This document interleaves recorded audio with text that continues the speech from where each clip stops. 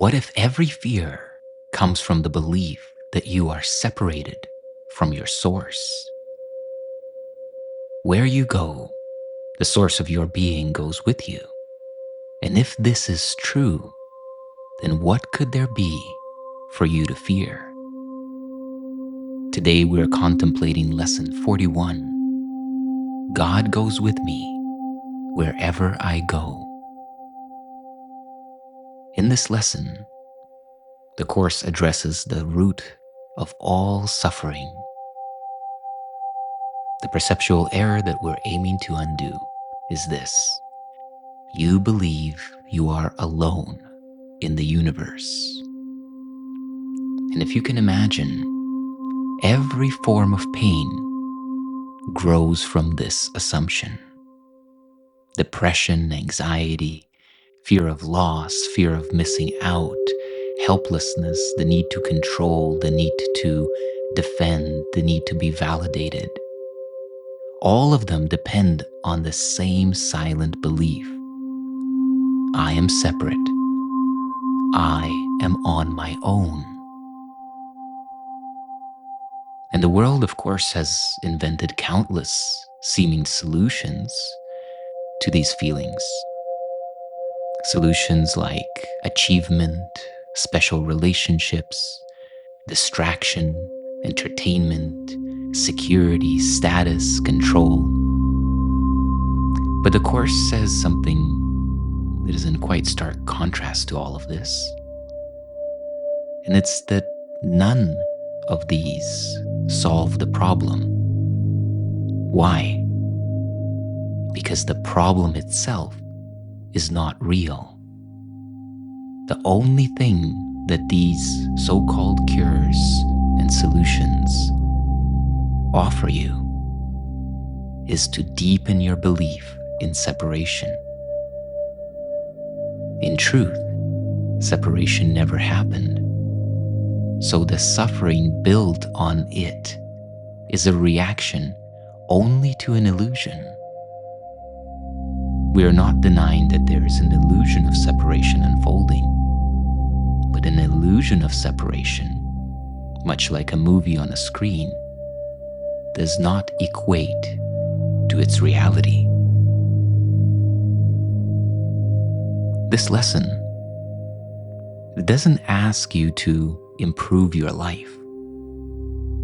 It asks you to go beneath the noise of the world and the mind and rediscover what has never left you and what you, in truth, have never left. God goes with me wherever I go. This is not a reassurance. It's a statement of structure, the mechanical, foundational structure of the universe. If you don't like mechanical, we can go with organic. It is the foundation in the sense that it cannot be any other way. You cannot be without your source.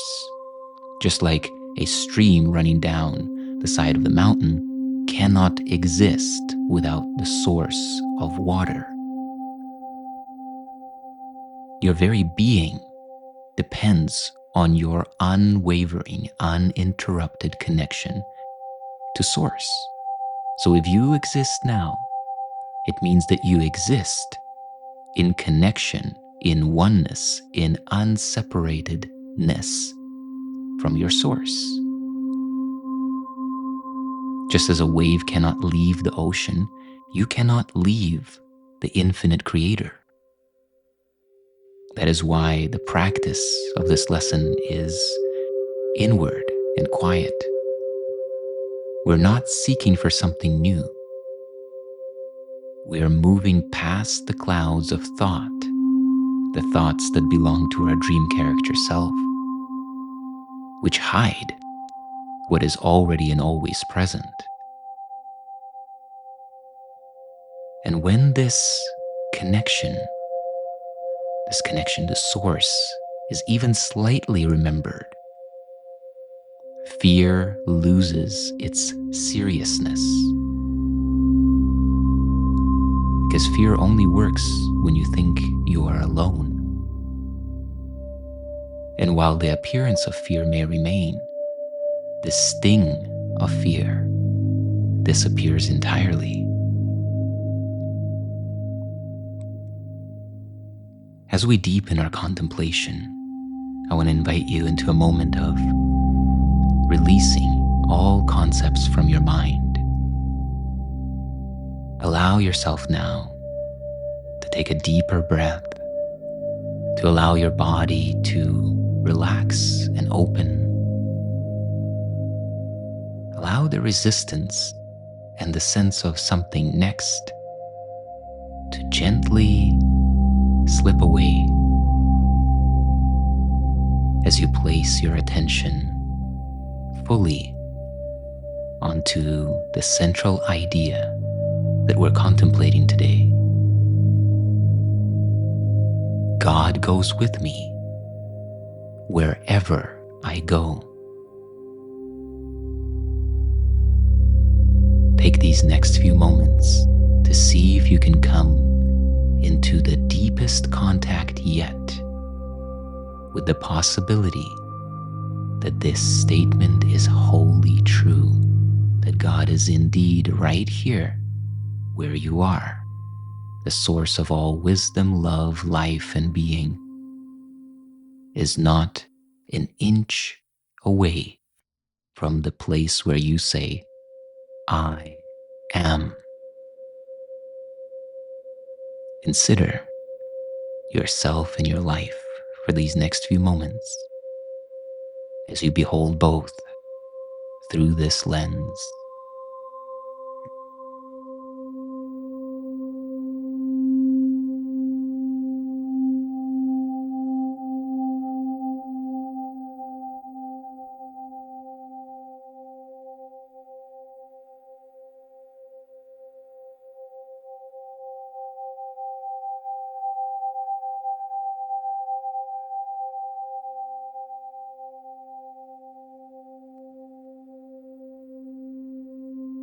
And now let's begin to unfold this contemplation into dialogue. And the very first question that I want to ask is this: if separation were real, what would its emotional signature be? And how much of human suffering fits that description? That's a good starting point.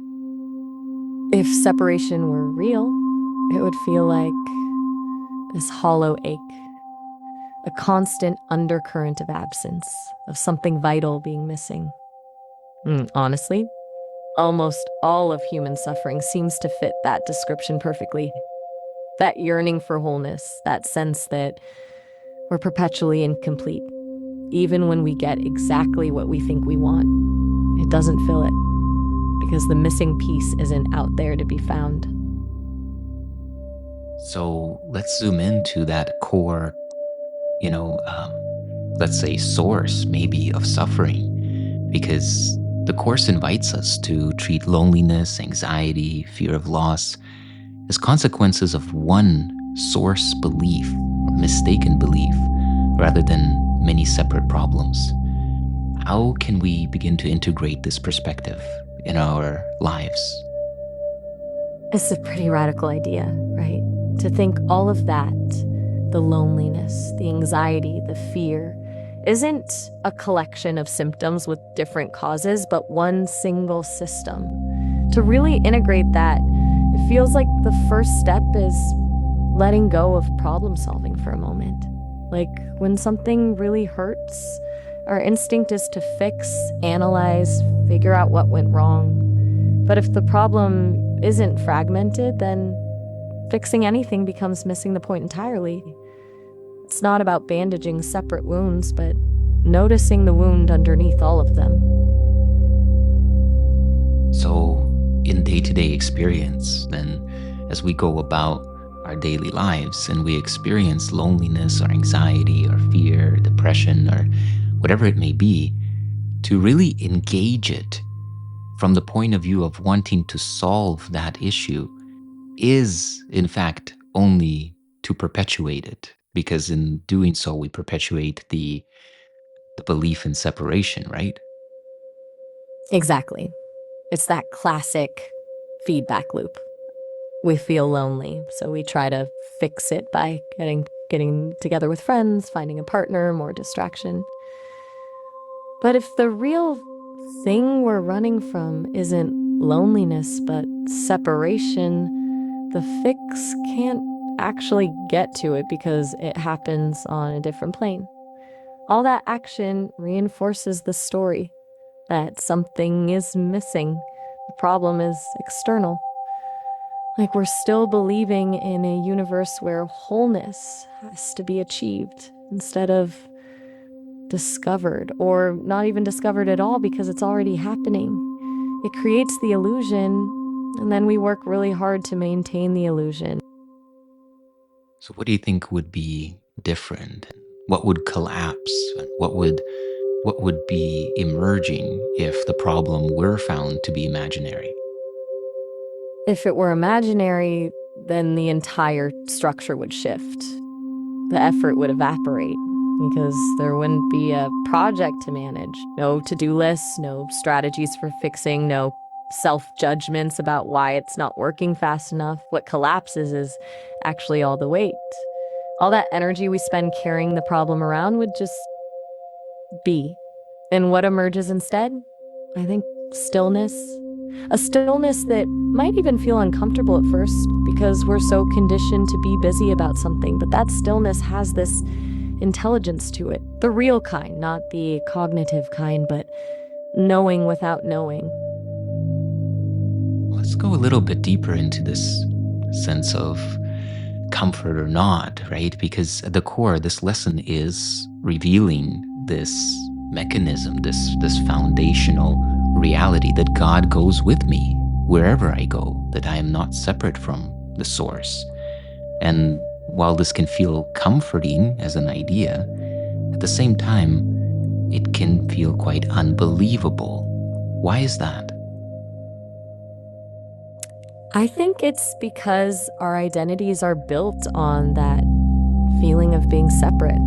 I, as this little individual struggling in the world, making choices with my own history, my own fears. That's the story we tell ourselves constantly. And to hear that that separation isn't real, it's terrifying. Because if separation isn't real, then all the things we've used to define ourselves, our accomplishments, our wounds, our opinions, they all start to feel flimsy, like costumes we've been wearing. And the idea of not having that solid self to grasp onto, it feels like falling into the void. Almost like what this lesson is actually inviting us to do, isn't it? Like it is asking us to practice not thinking, analyzing, visualizing, but simply sinking inward. Yes. Sinking inward without having to change anything at all. Without having to solve anything, analyze anything. Just recognizing that the I feeling is already complete and perfect as it is right now. It's counterintuitive because we've been taught that growth happens by adding something, knowledge, skills, experiences, but maybe growth really happens by letting go of everything instead.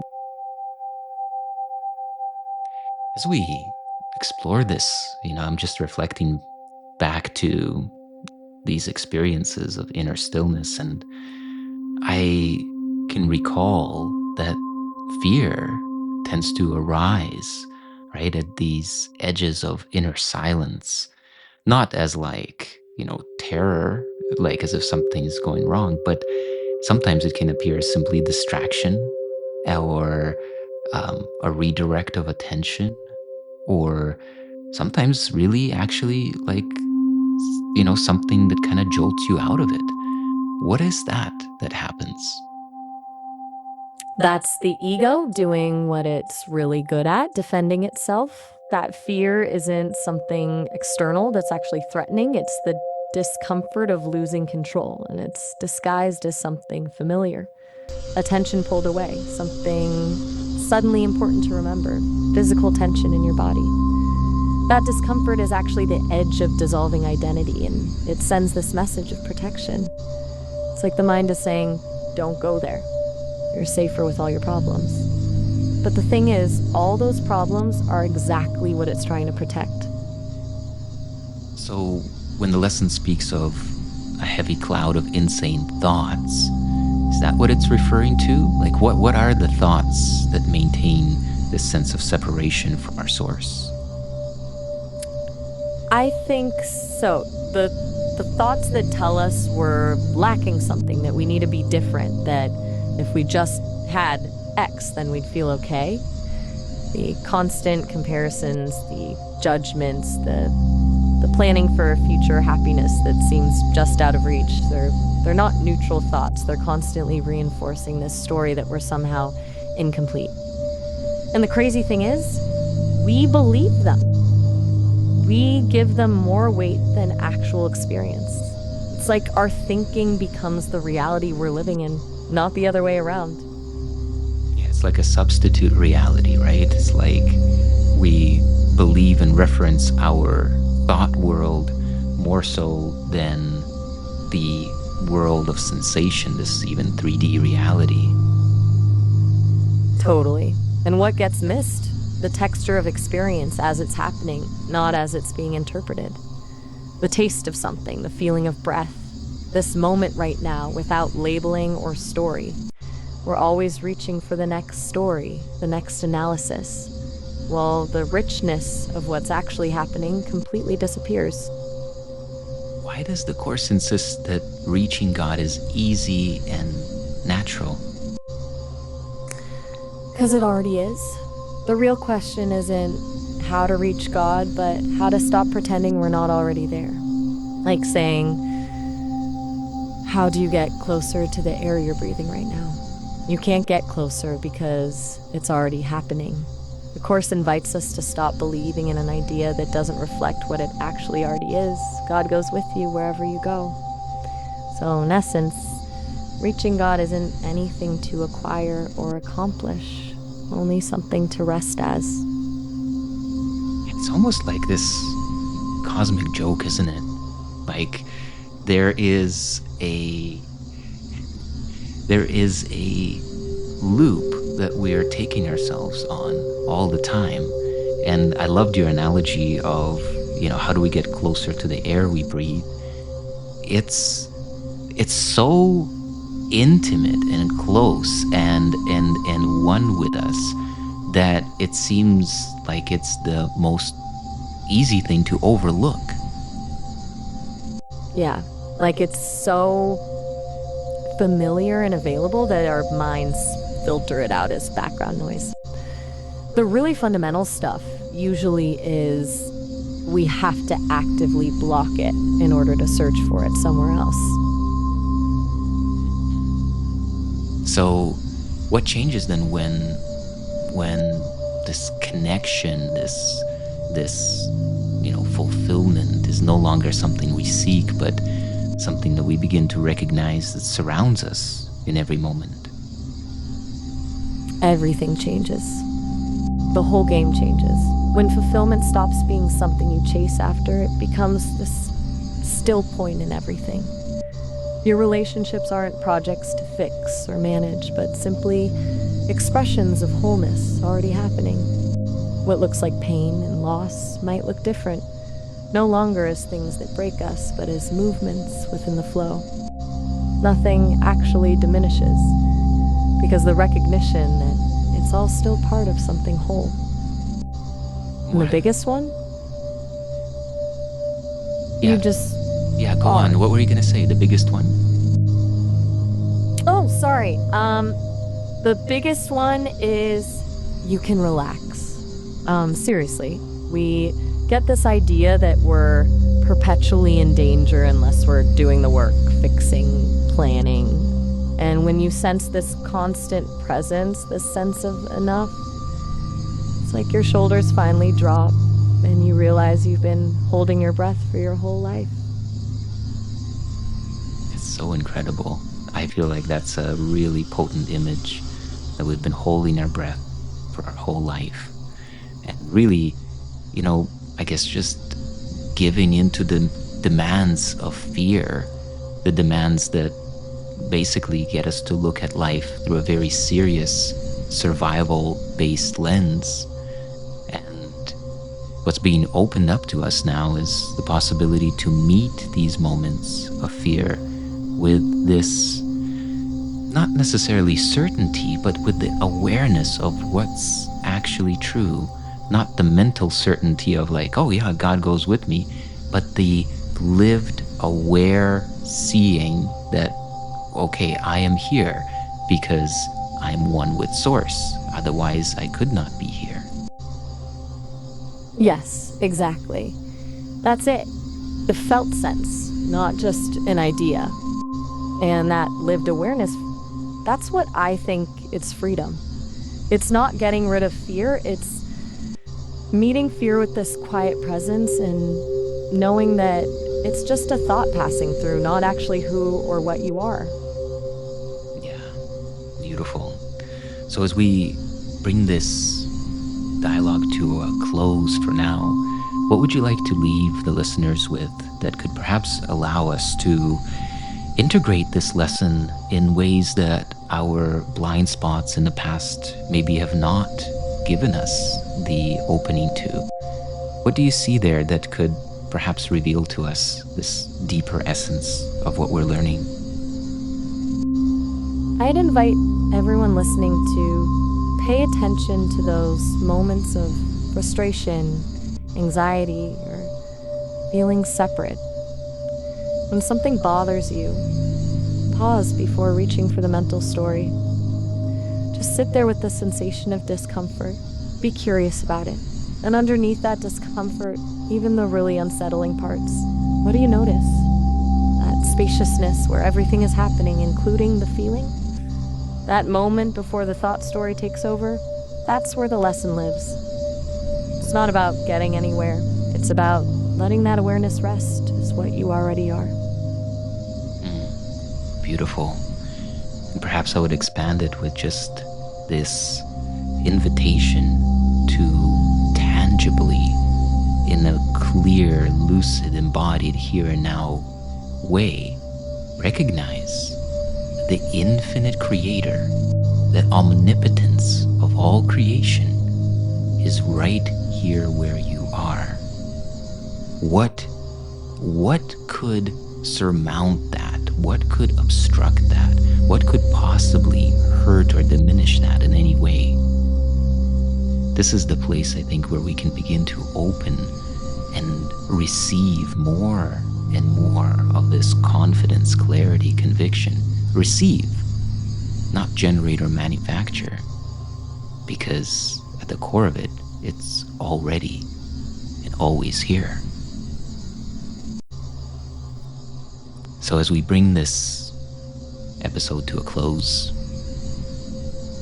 if you notice that fear softened even slightly while listening, just acknowledge that for yourself. This is the beginning of how we build this momentum, deeper clarity, conviction, and confidence in the truth of what we are instead of the stories that we hear in our minds.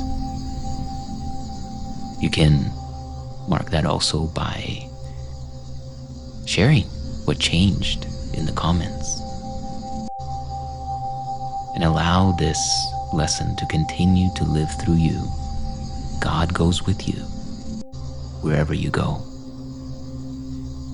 And now, let us go into the silence.